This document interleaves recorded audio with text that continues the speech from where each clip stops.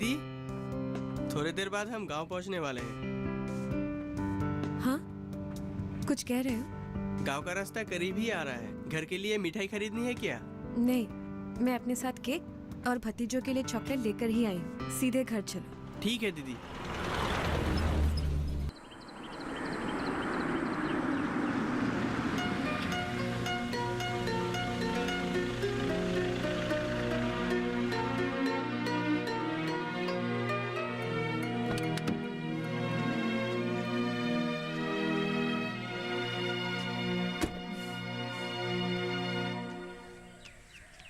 माँ, तबीयत ठीक है ना?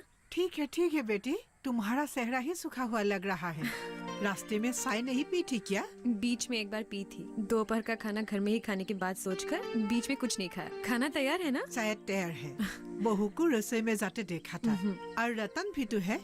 रतन कौन? रन ने उसे खाना बनाने के लिए रखा है। बहू को थोड़ी आसानी होती है। बच्चों के साथ भाभी घर का सारा काम कैसे संभाल पाएगी? रन भैया ने ठीक ही किया। दोनों भैया कहाँ हैं?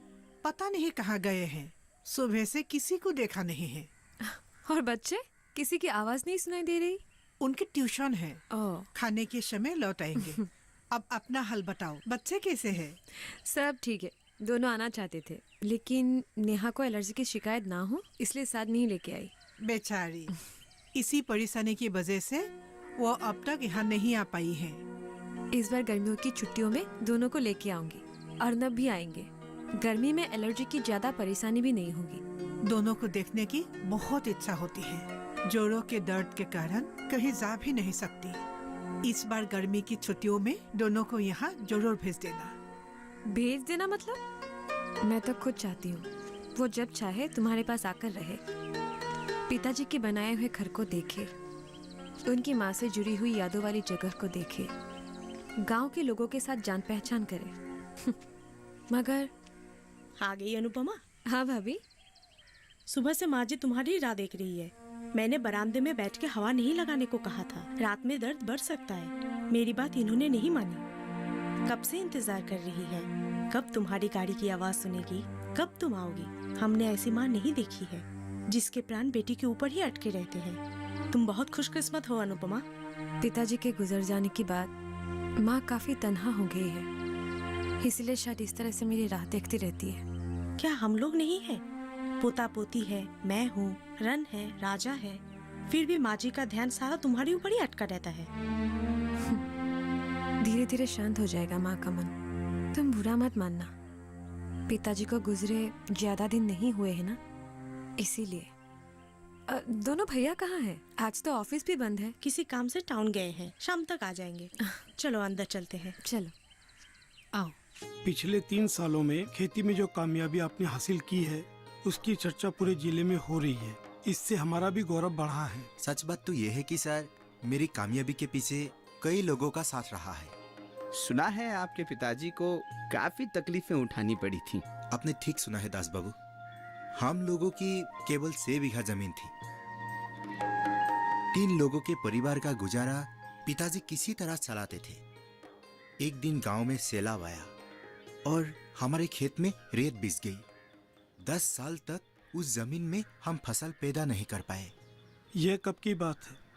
मैं तब 8-9 साल का था सर। जिस दिन सैलाब आया उस दिन हमारा सब कुछ तबाह हो गया।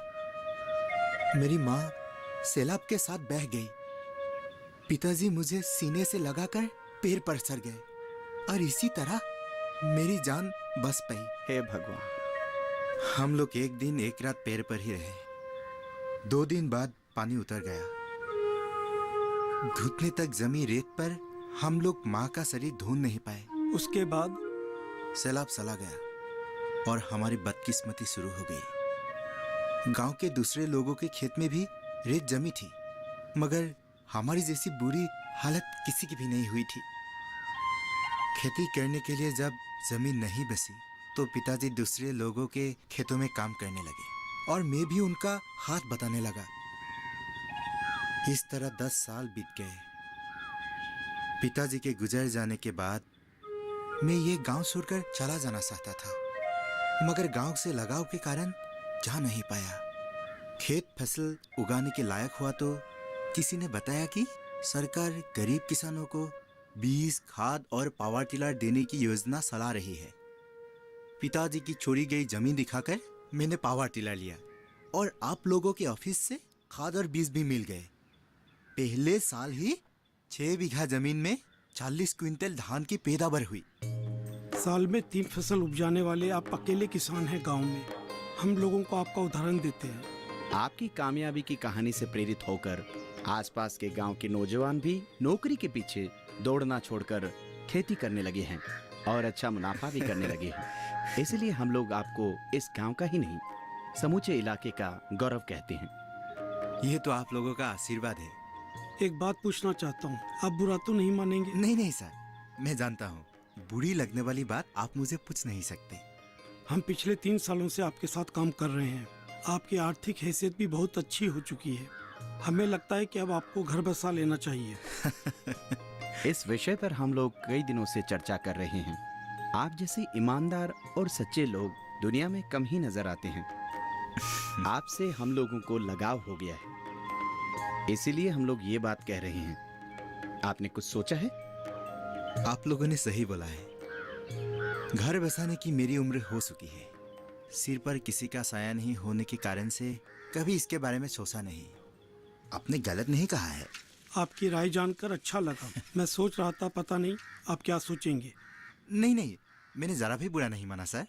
असल में हमारे दास बाबू की एक छोटी बहन है। वो BA BEd करके घर के पास एक स्कूल में पढ़ाती है। जी हाँ। अगर आप इजाजत दें तो हम इस रिश्ते की बात को आगे बढ़ाना चाहते हैं। काकोती सर से मैंने बात चलाने का अनुरोध किया था। अगर आपको इतराज ना हो तो किसी दिन हमारे घर आइए। आपकी बहन BA BEd है और मैं अनपढ़ हूँ। इतनी पढ़ी लिखी लड़की मेरे जैसे अनपढ़ लड़के को पसंद करेगी? क्या औपचारिक शिक्षा ही सब कुछ होती है?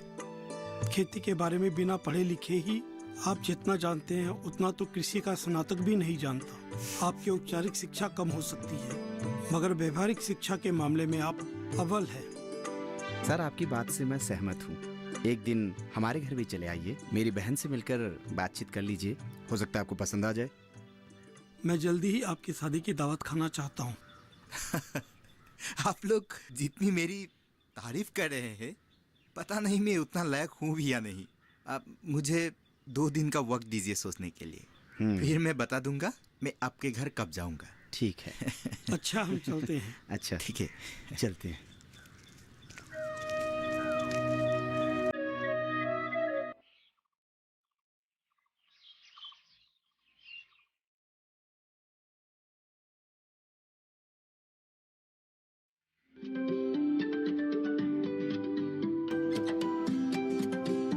बात अच्छी सेहत की हो, किसी तरीके की लापरवाही नहीं करो, किसी तरीके का समझौता ना करो।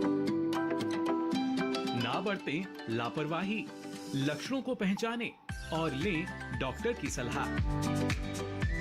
चाहे बीमारी दिल की हो, दांतों की हो या दिमाग की हो, खुद से इलाज ना करें, खुद से कोई भी दवाई ना खाएं, डॉक्टर के पास जाएं, अपनी जांच कराएं और अपना पूरा इलाज करवाएं और अपना ख्याल रखें। कार्यक्रम जो देगा सलाह भी, मार्गदर्शन भी। मोबाइल उठाएं, नंबर मिलाएं 1800113060 या 1800113061।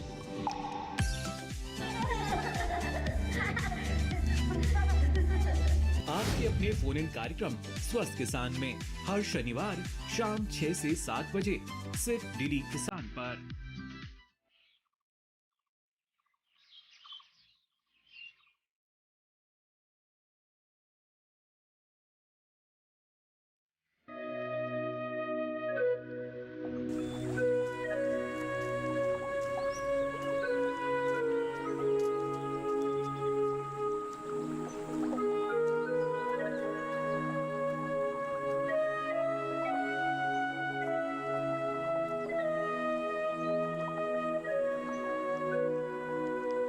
गाय चरा रहे हो?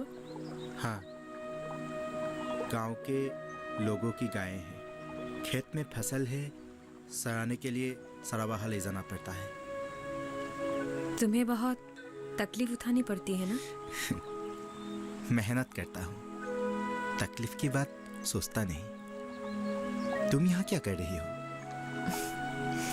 यूं ही नदी किनारे आना अच्छा लगता है। क्यों? उस दिन की बात याद आ जाती है। नदी किनारे फिसलने पर तुमने जो मेरी जान बचाई थी। तुम्हें कभी मरने नहीं दूंगा। क्यों? मैं तुम्हारी क्या लगती हूँ? देवी हो तुम मेरी आराधना की। ऐसा मत कहो, मैं भी साधारण इंसान ही हूँ। जानता हूँ, मगर तुम तो मेरे लिए देवी ही हो। मैं देवी नहीं बनना चाहती। मैं तो तुम्हें देवी के रूप में ही स्वीकार कर सकता हूँ। मनुष्य के रूप में क्यों नहीं स्वीकार कर सकते? बोना अगर चांद को छूने की कोशिश करेगा तो छू पाएगा? तुम बहुत ऊंचे हो, उस सेमल के पेड़ से भी ऊंचे। बाहें फैलाओगे तो चांद, सूरज, सितारों को पा सकोगे। तुम ऐसा सोचती होगी। यही सच है। फिर भी मैं तुम्हें छू नहीं सकता। तुम मेरी देवी हो, वही बने रहना। तुम भागना चाहते हो? नहीं, हकीकत को स्वीकार कर रहा हूँ। कैसी हकीकत? आंखों के सामने सैलाब में माँ बह गई। पिताजी के साथ मैं देखता रहा, कुछ कह नहीं पाया। मैं नहीं जानती थी। बहुत बातें तुम नहीं जानती। तुम्हें हासिल कर मैं बड़ा नहीं हो पाऊंगा, मगर तुम छोटी हो जाओगी। किस तरह? तुम्हारे माँ, पिताजी, भैया के सिर झुक जाएंगे। परिवार में सबके सिर को झुकाकर तुम किस तरह ऊंची हो सकती हो? तुमसे प्यार करती हूँ, क्या इतना ही काफी नहीं है? नहीं, माँ के मरने पर मैंने इस सच को स्वीकार किया। पिताजी के थके हारे शरीर में मैंने इस सच को महसूस किया है। धूप कीचड़ में भटकते हुए मैंने इस सच को महसूस किया है। अब सूरज डूबने वाला है। मुझे लौट जाने के लिए कह रहे हो? जो सच है उसे स्वीकार कर लेना चाहिए। तुम्हें भुलाना मेरे लिए मौत के बराबर होगा। जीवन भर दिल में रहोगी, मेरी आराध्य देवी बनकर। मुझे मनुष्य ही बने रहने दो। नामुमकिन।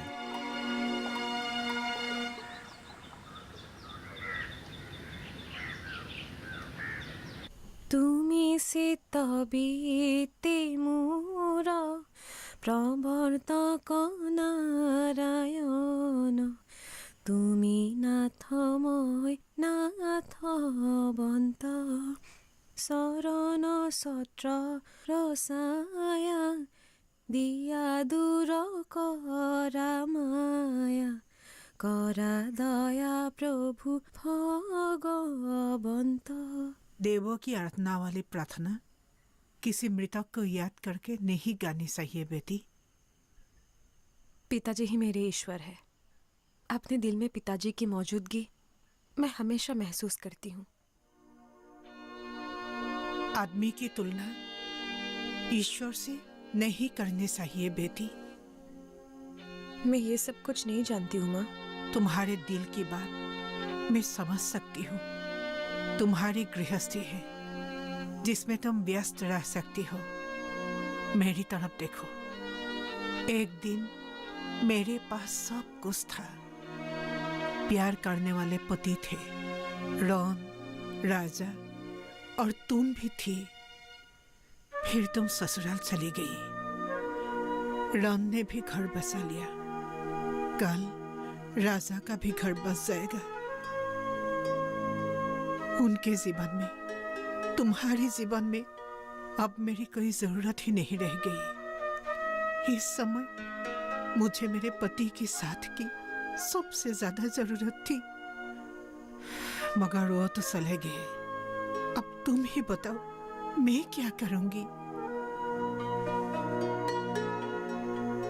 माँ, तुम इतनी तकलीफ में हो।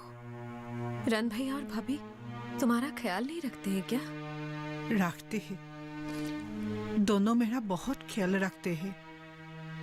भूख लगने पर खाना देते हैं, प्यास लगने पर पानी, तबीयत खराब होने पर इलाज कराते हैं। एक नौकरानी का भी इंतजाम कर दिया है। और राजा भैया? घर आते जाते वक्त मेरा हाल पूछता है। तीनों मेरा बहुत ख्याल रखते हैं। किस्मत से ही मुझे ऐसे बच्चे मिले हैं। मुझे इनसे कोई शिकायत नहीं। तो फिर भी बुढ़ापे की पीड़ा हर वक्त मुझे परेशान करती रहती है। इस पीड़ा को मैं तुम लोगों के साथ बांट नहीं सकती। जो मुझे सहारा दे सकते थे वो मुझे तन्हा चढ़कर चले गए। तुम ऐसी बातें मत करो माँ। पिताजी को खोने का गम मुझे भी हमेशा परेशान करता है। अगर तुम खुश नहीं रहोगी तो तुमसे दूर मैं कैसे ठीक रह पाऊंगी? अर्नब और बच्चों को अगर ये सब पता चला तो वे मुझे तुम्हें साथ ले जाने के लिए कहेंगे। नहीं नहीं, ये घर छोड़कर मैं कहीं नहीं जाऊंगी। 40 साल अपने पति के साथ मैंने जिस घर में जिंदगी गुजारी है, उस घर को छोड़कर मैं कहाँ जा सकती हूँ? यही दम तोड़कर मैं उनके पास जाना चाहती हूँ बेटी। माँ, ओ पेदल मारी मारी मारी मारी मारी मारी, ओ भंटी साइकिल चलाई जाऊं, पदुली रतन? एरी एरी एरी एरी रतन? एरी एरी, ओ भंटी तुम रतन। हाँ भाभी। ओहो आप हैं। सब्जी मुझे दो, मैं काट देती हूँ। मैं काट लेता हूँ दीदी। मैं काट लूंगी, तुम जाओ। लीजिए। चलो।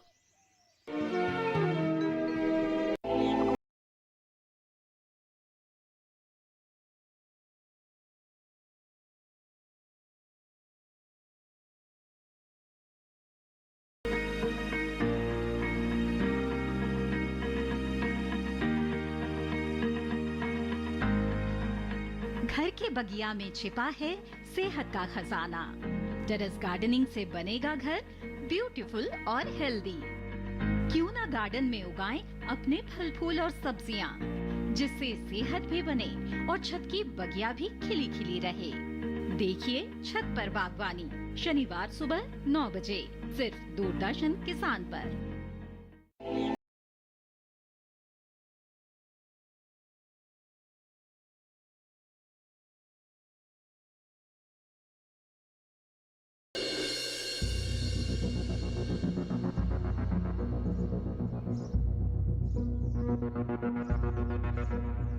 तुम अब ये काम भी करने लगी? रतन का हाथ बटा देती हूँ। तुम्हें तकलीफ करने की क्या जरूरत है? मैं हूँ ना। आपको बच्चों की देखभाल भी तो करनी है, इसीलिए मैंने सोचा मैं ही कुछ मदद कर देती हूँ। 2 दिन के लिए आकर तुम मेरी क्या मदद कर सकती हो?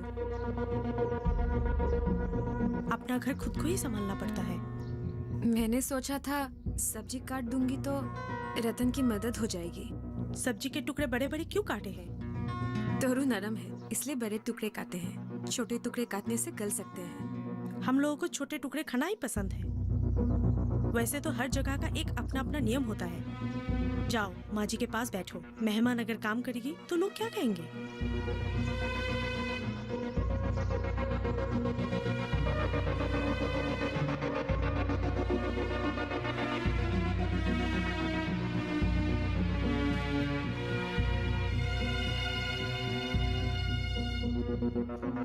शादी करके विदा हुए इतने साल हो गए, फिर भी इतनी जल्दी जल्दी मायके आने वाली लड़की दूसरी कहीं नहीं दिखी है। पति है, बच्चे हैं, पता नहीं किस मोह से बार बार घर आ जाती है।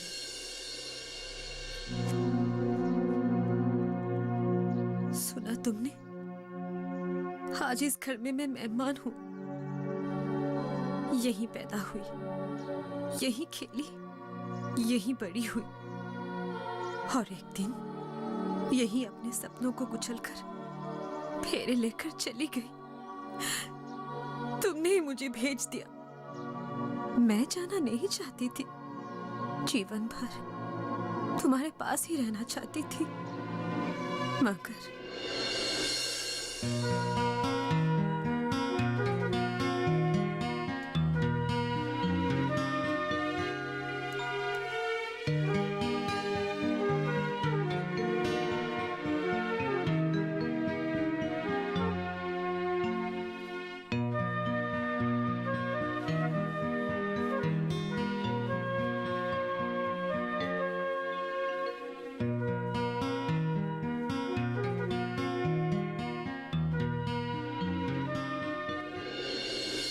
तुम ये सब क्या कह रहे हो? पागल हो गए हो क्या? अगर मुझे पागल कहकर आज आप मेरी बात नहीं सुनेंगे तो कल आपको पछताना पड़ेगा। हम सब की नाक कट जाएगी।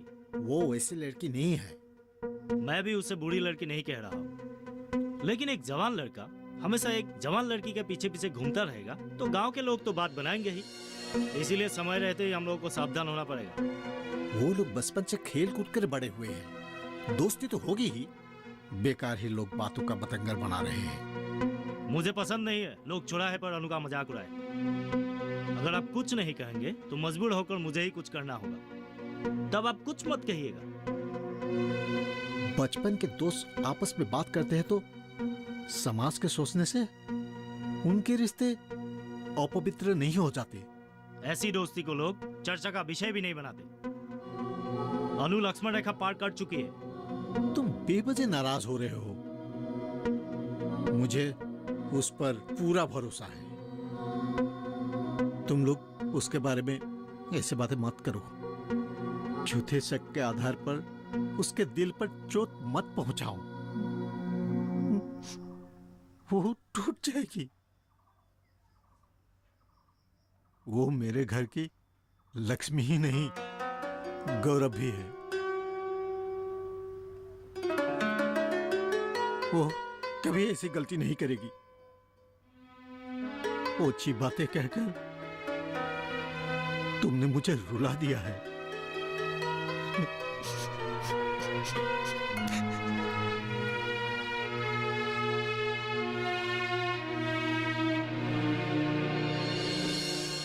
आपकी बात सुनने के बाद मैंने अपने दिल के हर दरवाजे बंद कर दिए। मैं उससे प्यार करती थी, मगर आपको नहीं बताया। आपने भी ज्यादा इंतजार नहीं किया। अर्नब के साथ मेरा रिश्ता पक्का कर दिया। अर्नब के साथ फेरे लेने के बाद मैं आपके पैर छूकर चली गई। विदाई के वक्त किसी ने पूछा कि अपना सारा सामान साथ लेकर जा रहे हो? कुछ छूट तो नहीं गया है? मैं कुछ समझ ही नहीं पाई, सिर्फ रोती रही। तब भी कुछ समझ नहीं पाई। पल भर में सब कुछ खत्म हो गया। अपने ही घर में मैं पराई बन गई थी। आप यही रुक गए थे, वो भी यही रुक गया था। इसीलिए बार बार यहाँ लौट आती हूँ।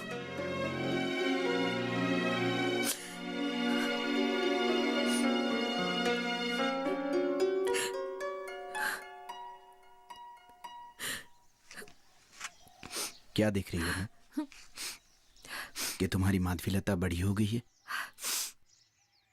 हाँ, बड़ी हो गई। काफी दिन बीत गए ना। इस बार कुछ दिन रुकोगी ना? नहीं भैया, कल चली जाऊंगी। उनको बच्चों की देखभाल करने में परेशानी हो रही होगी। हाँ, ये तो सही है। ज्यादा दिन तक पति और बच्चों से दूर रहना ठीक नहीं होता।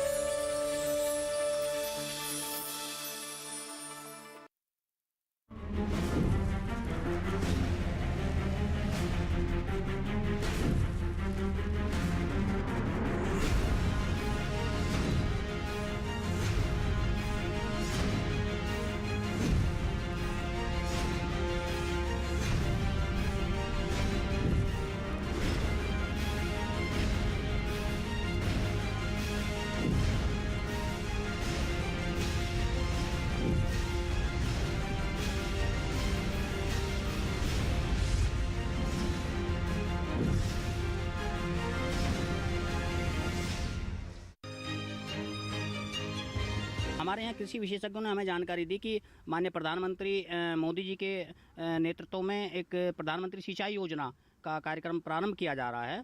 तो आप उसके माध्यम से ड्रिप इरिगेशन या स्प्रिंकलर के माध्यम से आप अपने खेत में पानी की बचत कर सकते हैं। तो उसके पश्चात हमने अपने जो उद्यान विभाग है उससे संपर्क किया और उद्यान विभाग ने हमारे 90% सब्सिडी पे जो ड्रिप इरिगेशन के माध्यम से पानी की पाइपलाइन लगवाई और उसके बाद में हमने जो सिंचाई शुरू की तो उसमें हमारा लगभग 50% पानी की बचत हुई और बिजली की बचत हुई। और उससे पहले हमारे यहाँ जो आवारा पशु थे, नाली में हम पानी चलाते थे, नाली में पशु पानी तोड़ देते थे, हमारी जो लेबर कॉस्टिंग थी वो बहुत ज़्यादा होती थी। उसके लगवाने के बाद में हमारी लेबर जो कॉस्टिंग वो बची है, पानी 50% बचा है और हमारा जो फसल उत्पादन है और उसकी क्वालिटी जो है उसकी गुणवत्ता में बड़ा अचूक परिवर्तन हुआ है।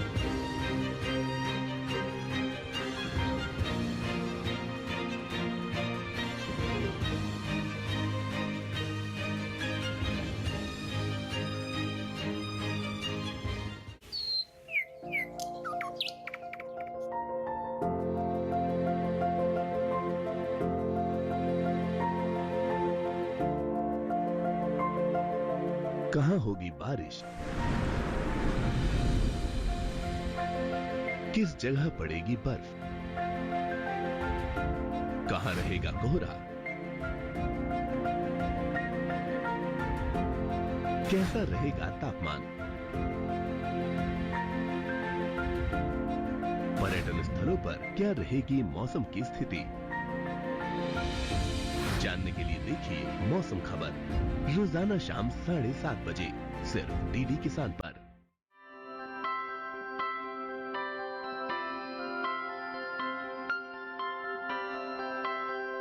तन और मन को शीतलता प्रदान करे। आयुर्वेद में है विशेष महत्व। चंद्रमा का प्रतीक, महिलाओं का मनपसंद रत्न।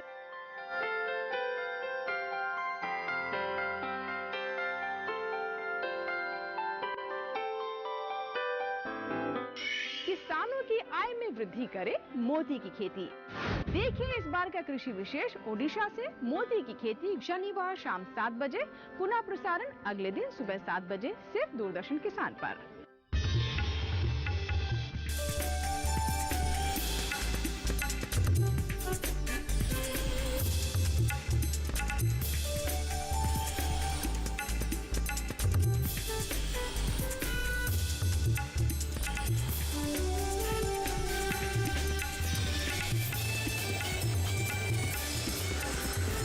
डीडी किसान, बदलते भारत की शान।